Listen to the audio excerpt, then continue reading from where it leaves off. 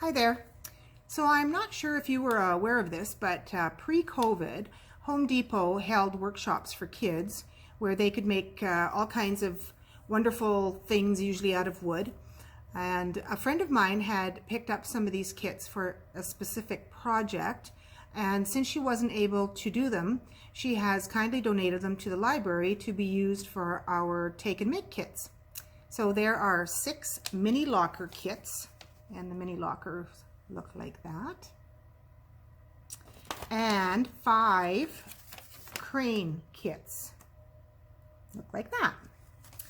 The printed instructions are detailed, and there are also videos on YouTube already, so with step-by-step instructions. So I'm not going to reinvent the wheel. Instead, I'm going to give you the link to the videos, one for the locker and one for the crane. You will receive the pre-packaged kit, and I'll also include some sandpaper and a little bit of wood glue for you.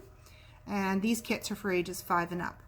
So as stated, there are a limited supply, so make sure you contact me to get one.